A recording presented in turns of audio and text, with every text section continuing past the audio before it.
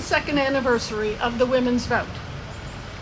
The women of Owensboro High School's ROTC program will now present the colors of our nation and Commonwealth. Please stand if you are able.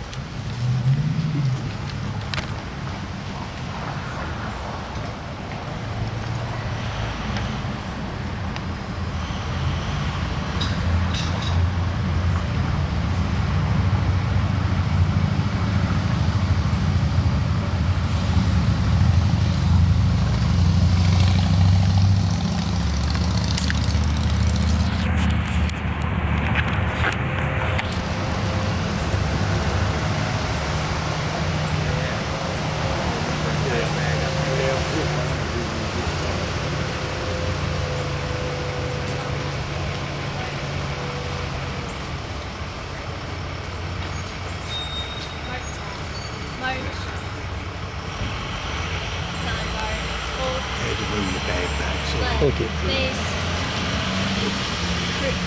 Reason. Colors.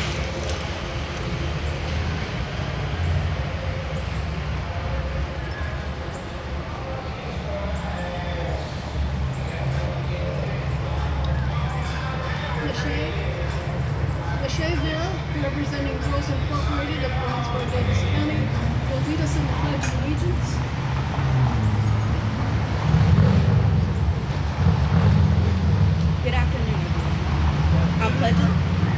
Good afternoon, everyone. My name is Lachey Vera, and I'm here on behalf of Girls Inc., and it's an honor to be here to recognize women's rights. Now, will you please say with me with the pledge? I pledge allegiance to the flag of the United States of America and to the republic for which it stands, one nation, under God, indivisible, with liberty and justice for all. Thank you. Isn't that great? Thank you to Girls Incorporated for all you do in helping develop strong, smart, bold citizens of the future. Sister Sharon?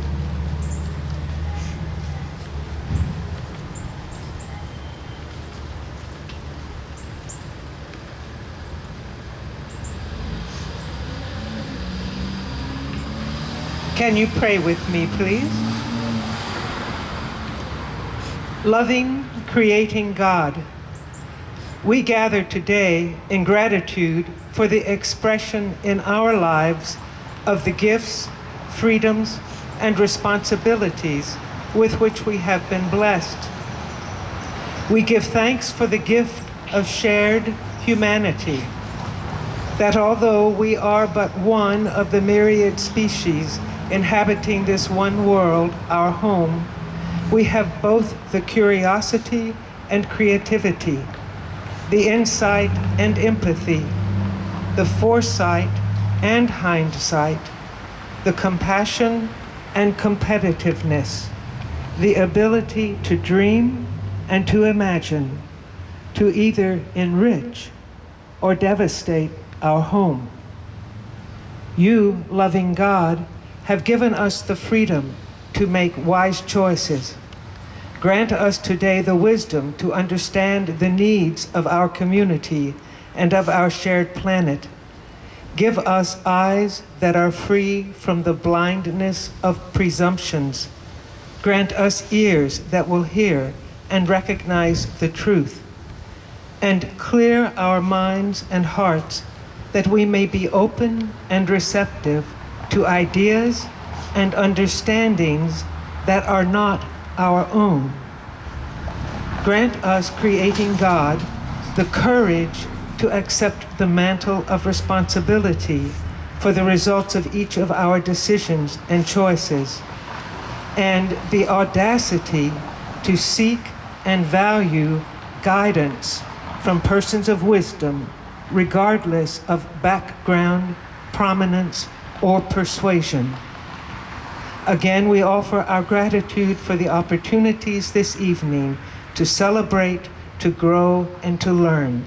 May we share your blessings with all.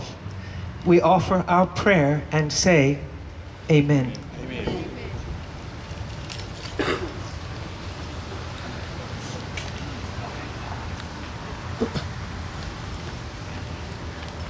Thank you, Sister Sharon.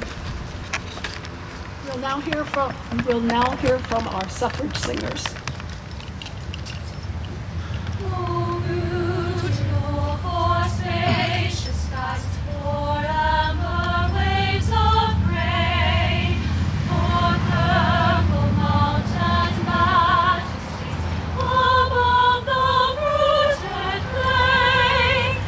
America, America, God shed His grace on thee, and crown thy good with brotherhood, from sea to shining sea. Oh, beautiful for heroes proved in liberating strife, who more than self their country loved, and mercy more than life. America, America, God mend thine every flaw. Confirm thy soul in self-control, thy liberty in law. Oh, beautiful for patriots' dream that sees beyond thy years, thine alabaster cities gleam, undimmed by human tears. America, America, may God thy gold refine, till all success be nobleness, and every gain divine.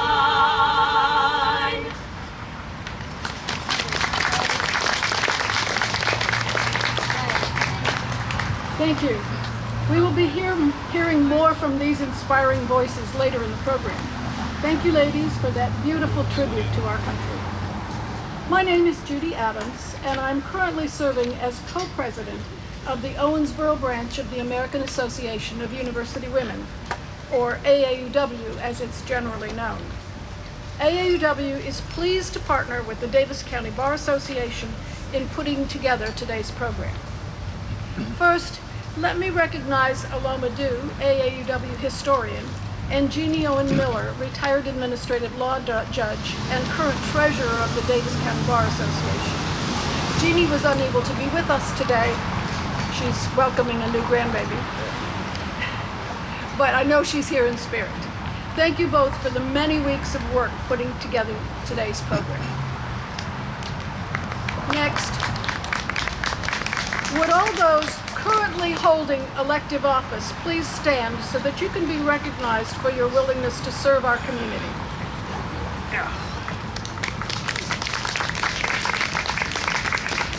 Now, would the gentlemen please be seated?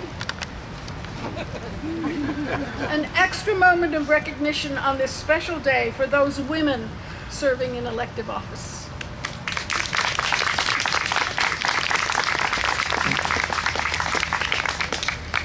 So, just what is it that we're celebrating today? The 19th Amendment to the United States Constitution was declared official by the U.S. Secretary of State on August 26, 1920. It is inscribed on the memorial here to my left. It reads in its entirety, "The right of citizens of the United States to vote shall not be denied or abridged by the United States or by any state on account of sex. Congress shall have the power to enforce this article by appropriate legislation." A simple yet powerful statement.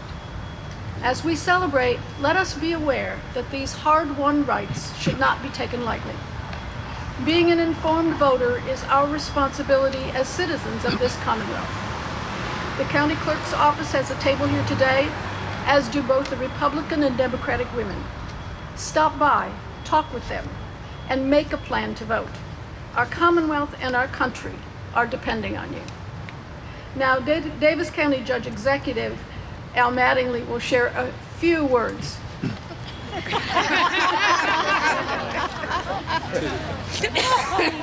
guys are all in on the in joke.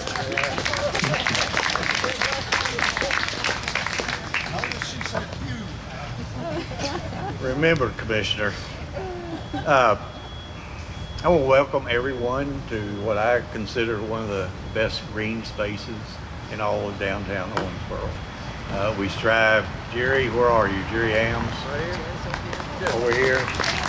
Jerry works his rear end off, trying to maintain this as a place for folks to gather.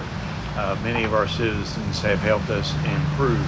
Behind you, you have the People's Place. It's where we invite people to come and speak, particularly during political races. I wish it weren't so. I wish it was more often than that, where we could get people to come and discuss various topics. I'm the oldest of 12 kids. I have 7 sisters. One of them has just recently passed away. Mr. Caslin, who is going to read a proclamation for us in a minute, he is the next to the youngest of 13 with 7 sisters. Charlie and I think we can say that we know what it's like to be in the minority. The same place that women have been for years. And I always found it interesting that our ladies would join together with other minorities and fight for rights. And finally, one day, my good friend and favorite little Democrat, Aloma Dew, enlightened me. I mean, women for years and continue to be discriminated against. Continue to be discriminated against. Whether it be in the job place, whether it be equal pay for equal work. So someday, I would hope that everyone would have that experience of being a minority in a family like Charlie and I have. And perhaps they would understand the struggle that women have gone through, not just this last 102 years, but throughout the history of mankind. Now, yesterday or this morning, when you looked at the messenger, you saw a sad face. My face was the ugliest picture that the Messenger Enquirer could take. And if they're here today, I hope you take a more flattering picture. Mayor Watson said it was because I had been asked to shut up and not twice and not say anything more. But it is my pleasure to welcome you here. Congratulations on the 102nd anniversary of women's suffrage. And now I would like to invite Commissioner Charlie Caslin from the Central District to read a proclamation.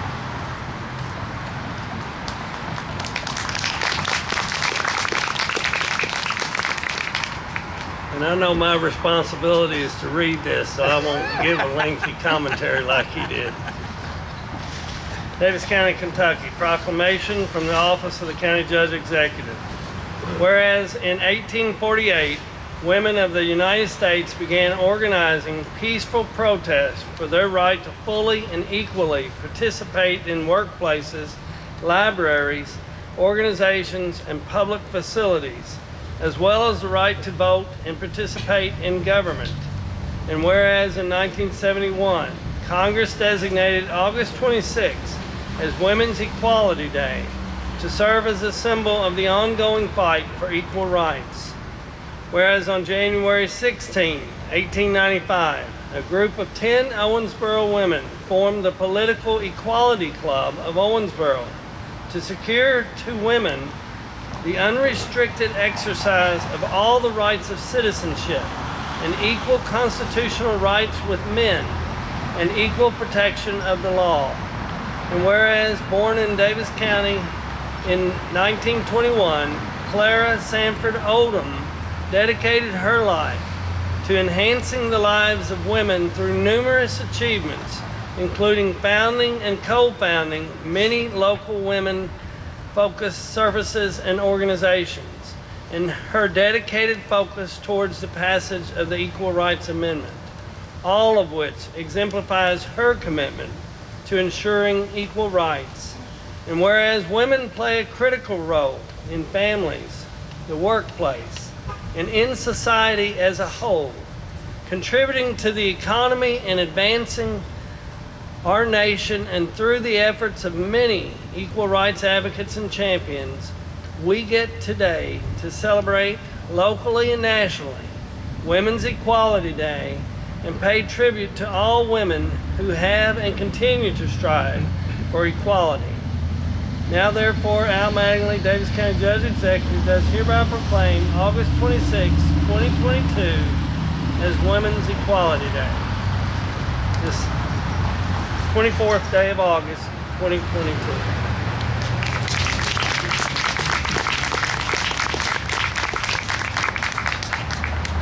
Mayor Watson.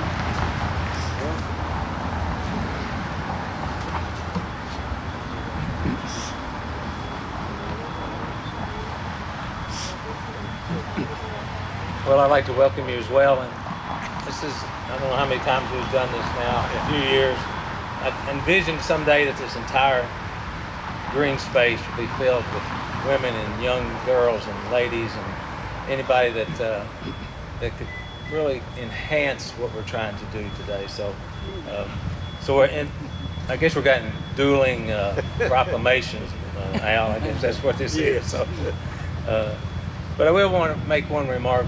My mom passed at 94, and by far she was the most non-judgmental human being that I ever met in my life.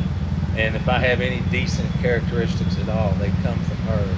And I just always think of Gabby when I get around a situation like this, because she was a very special lady.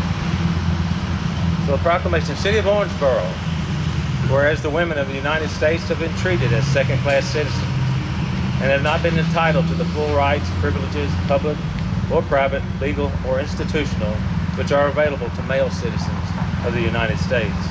Whereas the women of the United States have united to assure that these rights and privileges are available to all citizens equally, regardless of sex. Whereas the women of the United States have designated August 26th, the anniversary date of the certification of the 19th Amendment, as a symbol of the continued fight for equal rights. And whereas the women of the United States are to be commended and supported in their organizations and activities.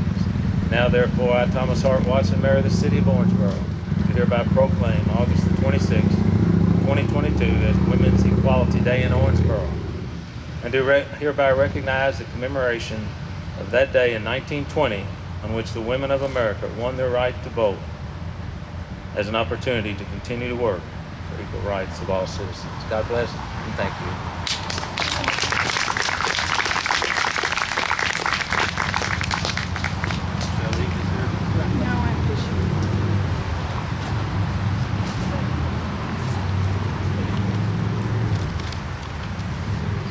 Now, Olomouc has the honor of introducing our guest speaker.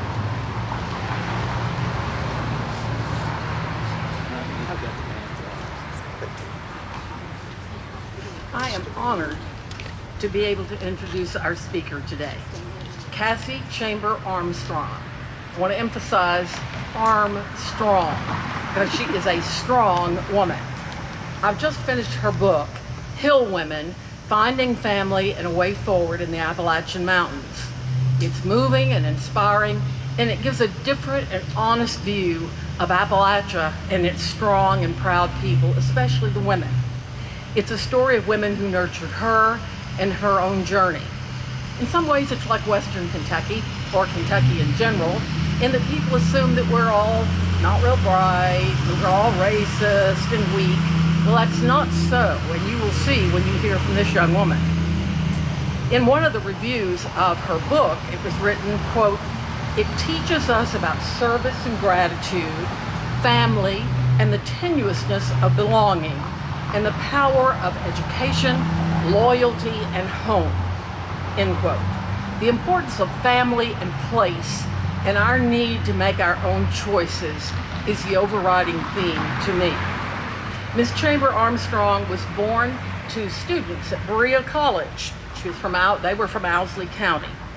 And she used that foundation and her strong family ties and pride of place, which William Wendell Berry talks about all the time, that pride of place, to study at the United World College, Wellesley University, to obtain a BA degree from Yale, to study at the London School of Economics, and graduate from Harvard Law School. Not bad for a Kentucky woman, I would think. She worked for 2 years as a Skadden Fellow, representing victims of domestic violence in family law matters. She now serves on the Louisville Metro Council and is Assistant Professor of Law at Brandeis College of Law at the University of Louisville. And her areas of expertise include constitutional law, family law, legislative process, tort law, and women and gender.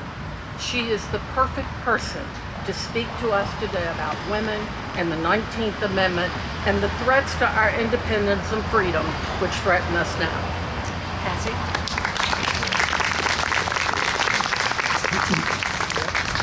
Well, thank you for that very kind introduction. I wanted to start off by saying hello. Thank you all for having me. It is a joy and an honor to be here with you all today.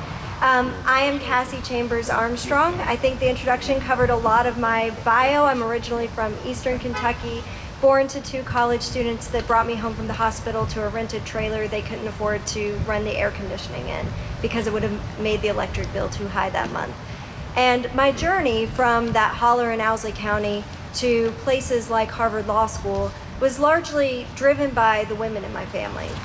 My mom, who was the 6th of 7 children, the first to graduate high school, the first to get an education at Berea College. My granny, who despite having a 3rd grade education herself, pushed for my mom to be able to have those opportunities. My Aunt Ruth, who had to drop out of school in high school because she got too sick to be able to continue, but gave my mom all of the money that she had saved up. It was in an old darned up sock.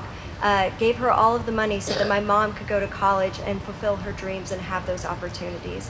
And so my life story is really a story about women providing opportunities for other women. And I know that as I stand here with you all today, that the opportunities I've had to participate in government, to hold elected office, in large part are due to those women who came before me, who organized so that I could have the right to vote, including for myself, and all of the hard work that they did. So I want to start off by saying that it's just an honor to be here with you today. And Judy covered a little bit of what I was going to say. I was going to start off by telling you all what the 19th Amendment actually says. And just to remind you all, it says, "The right of citizens of the United States to vote shall not be denied or abridged by the United States or by any state on the account of sex." And I think it's important that we take a moment and we reflect on the importance of that, because that's what Women's Equality Day is really all about. It's about celebrating that moment when women became able to fully participate in our democracy and by extension fully participate in our society. It is one short sentence that fundamentally changed the whole trajectory of our country. And since then we have made strides in women's equality.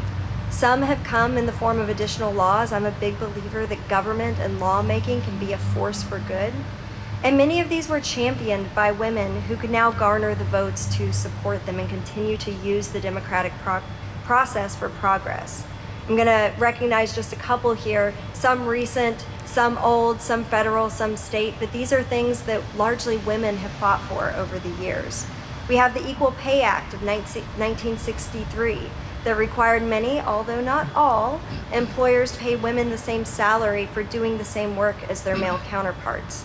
And as a result, we saw women's salaries rise from 62.3% of their male counterparts in 1963 to 81.1% today. Now take a minute, 81.1% is not 100%, so take that and sit with that for a moment. Other legal changes have come from the states, such as the Dignity Bill passed right here in the state of Kentucky last year by our own Senator Julie Rocky Adams. And that bill ensured that women who are incarcerated and pregnant could not be put in solitary confinement, had access to postpartum care, and could not be shackled while they were giving birth. So the law and the women who pass and make and advocate for laws have been powerful tools to protect women and ensure more rights for them. That said, we still have a long way to go. And I want to spend a minute talking a little bit about the status of Kentucky women, equality for Kentucky women, and then turn to talk about the constitutional amendment that's going to be on the ballot this fall.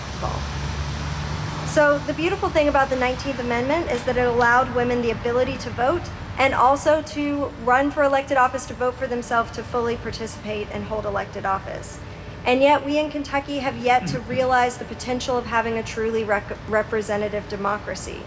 Only 27% of our Kentucky House of Representatives and just 11% of our Kentucky Senate are currently women. We all suffer for this, not just because I believe democracy is at its strongest when it is truly reflective of the communities that it serves, but also because research shows that women are more effective legislators.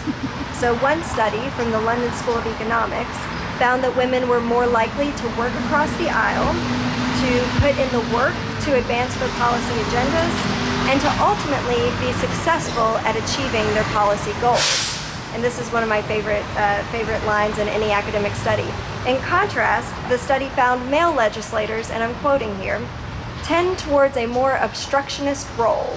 So anyone who has been a woman working in democracy, you can reflect on whether that represents the experience that you've had.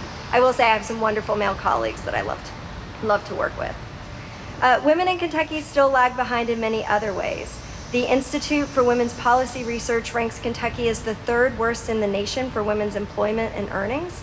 It also states that 13% of Kentucky women and 44.5% of single mothers in Kentucky live in poverty.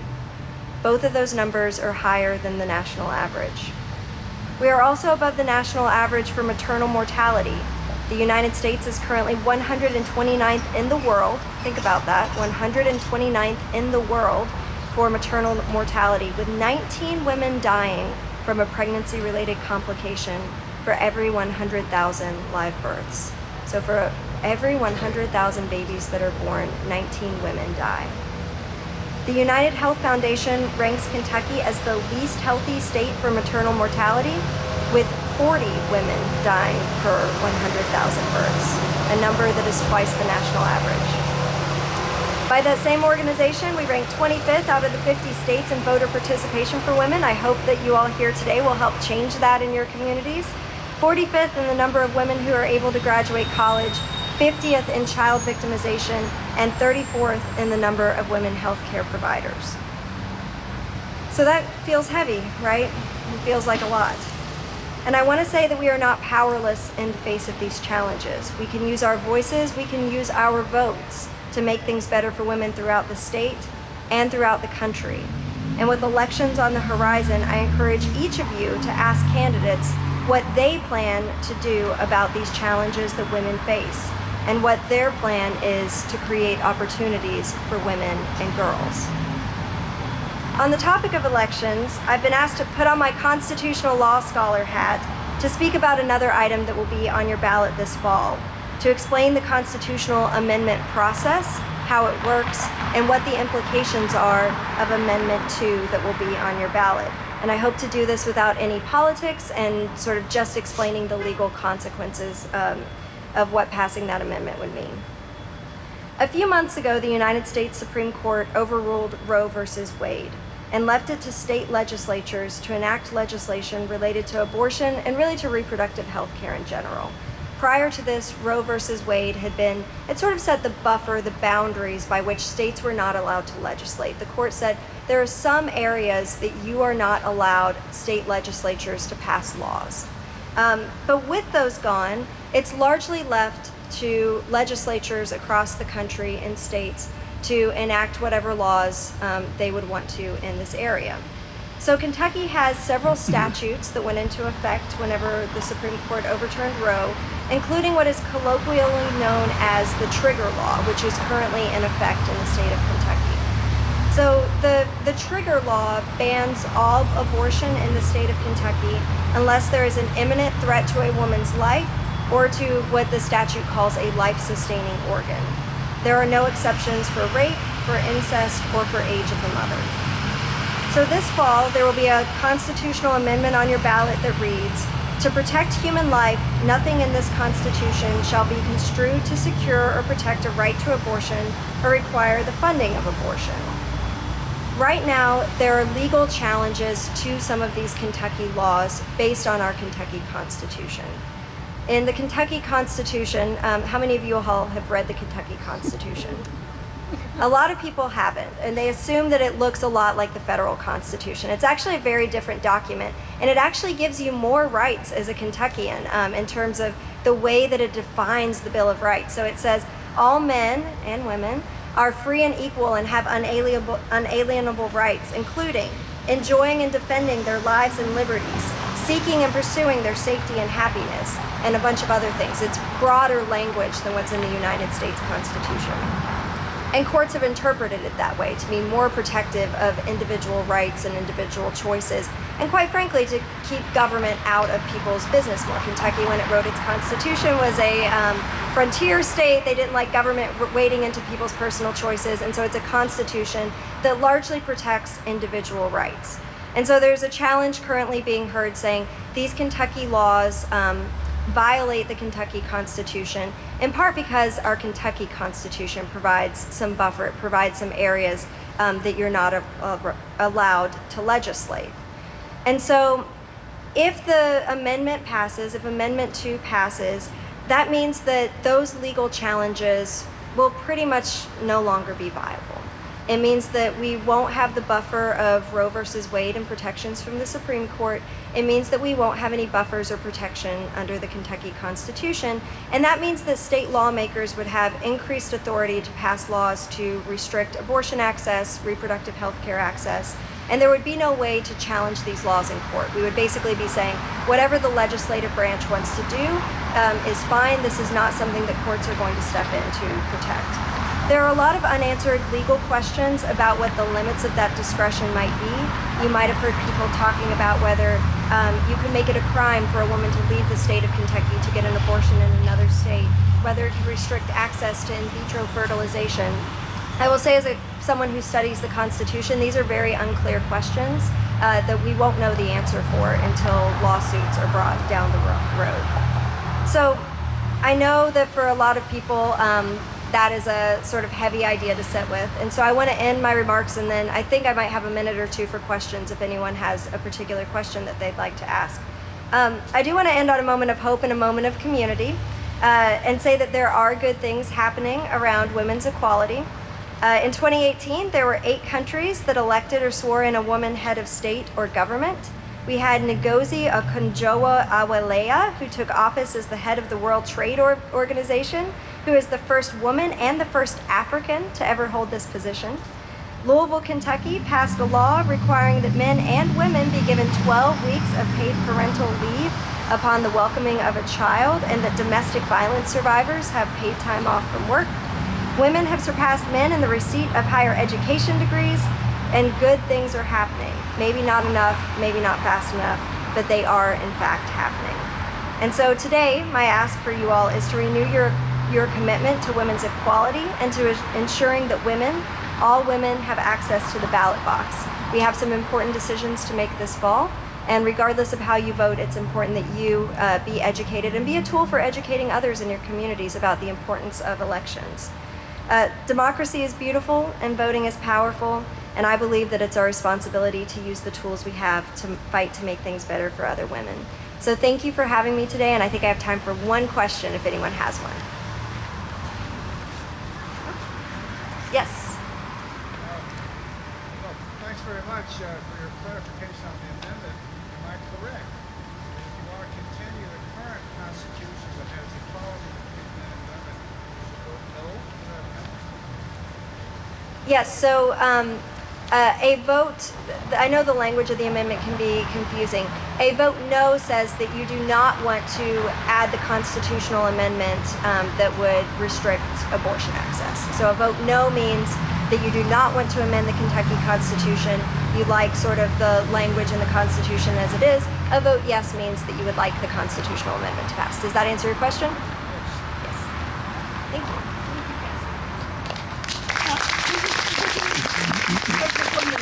I would like to ask Mary Miller, co-president of AAW with me, and Tish Korea Osborne to come up for a moment. We have a small addition to the program.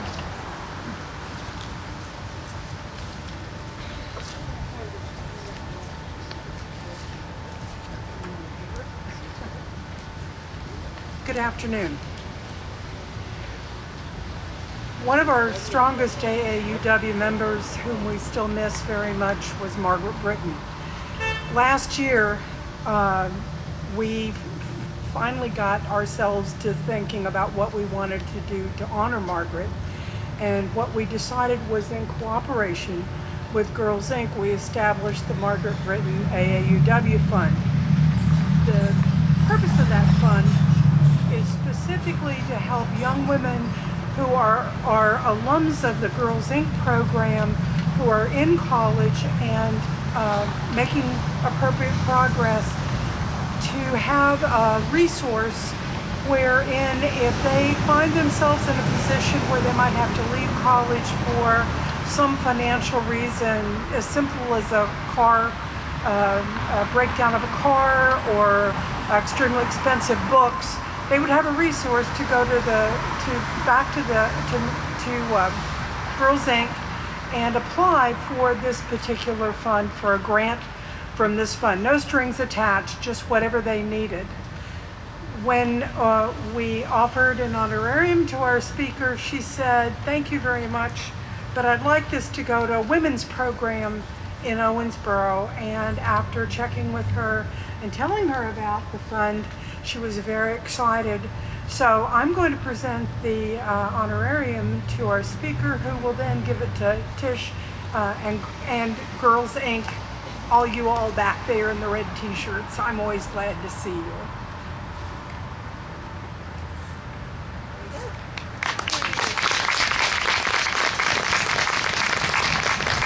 I'm not on the agenda to speak, but if you know me, I've got to say something. I feel like we're on hallowed ground with these incredible women and men that are in support of girls and women's rights. And I know that this work has been going on every single day in many of your lives, and that it will not stop. And that means that you value every single girl in this community that's growing up, and that will continue to provide the needed resources for our economy, for our community to grow and thrive. And to our speaker, yeah, she's going to talk too long, I'm leaving. You started out by saying giving back to others, and you're truly doing that, and we cannot thank you enough. And we would like to have you, like, for 24 hours, maybe a sleepover at Girls Inc. Yes, and you just come educate us, and you're so inspiring, as are all of you. Thank you for this opportunity for the girls and for what is happening here. Thank you.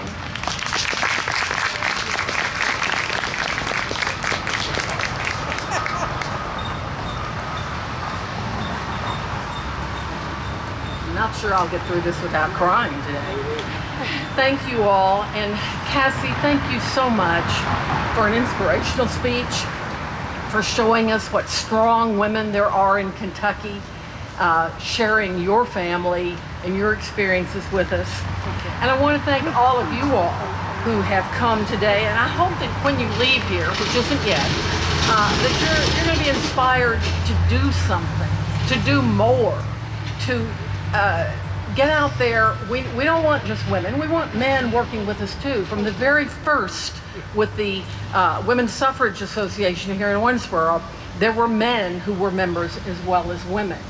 And I think those of you who are here today, I think can safely say that you're feminist because you care about women and you care about all of humanity.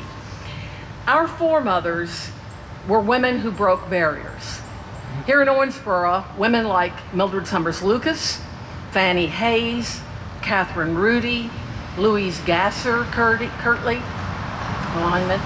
Addie Talbot, Jessie Howard, Emma Edwards, Elizabeth Gasser, Mary Heldine, and many others would expect us to keep on keeping on until we have true equality and rights to make all of our own decisions. AAUW, we have prepared a tour at Elmwood Cemetery of the women whose names I just read. These were women who broke barriers, and you can pick one of these brochures up, I think back at our table, but there's a large poster that shows you the map and the people who are on there. And you all are more literate than I am about phones, but we have, you are? QR. See how literate I am.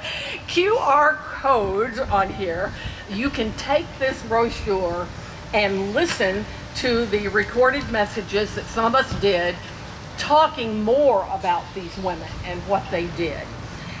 AAUW has long been a group of women who broke barriers, and we want you to join with us. Our speaker was a woman who is a woman who has broken barriers, and now it's up to us to continue to follow these strong women. We cannot give up. We must all be women who break barriers, and one way you can do that is by voting in November.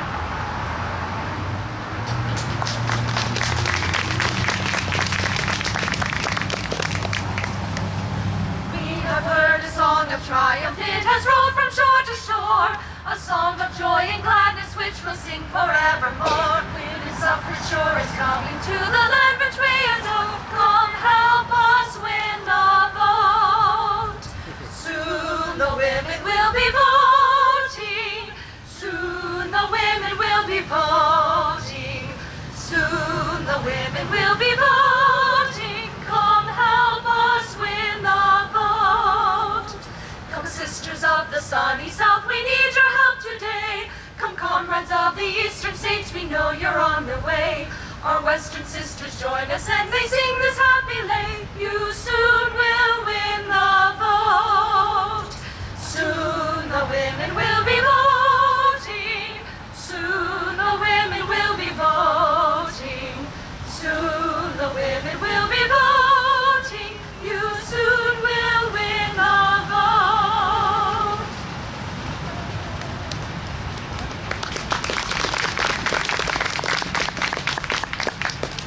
It happened once in England's fair that women's mind got started. Unthinking suffrage right her share from her unjustly parted.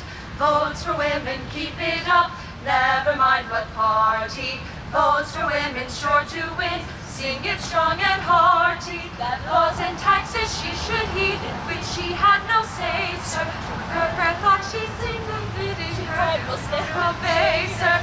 Votes for women, keep it up, never mind what party.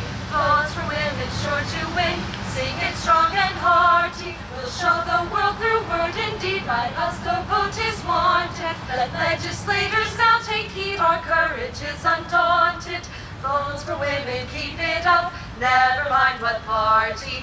Votes for women, sure to win, sing it strong and hearty.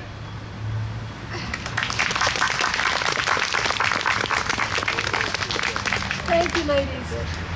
Can't you just imagine Fannie Hayes and Kitty Rudy being inspired by those songs? Now, would you ladies please introduce yourselves? There's been a change since our programs were printed, and we'd like everyone to know who belongs to these beautiful voices. Just one at a time, just come up and... Okay. Hi, my name is Taylor, and I'm a senior at Kentucky Wesleyan College. I'm Lorraine Renner North, a fairly native of Owensboro. I'm Melina Sky Carter, and I'm from Kentucky Wesleyan. I'm Amber Nicole Carter, and I'm also from Kentucky Wesleyan. Susan Dant, Owensboro transplant from Louisville. Shelby Ratliff, choir director at Apollo.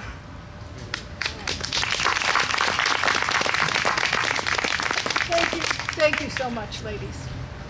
Before we leave today, let's make a pledge to spread the word about the importance of becoming an informed voter.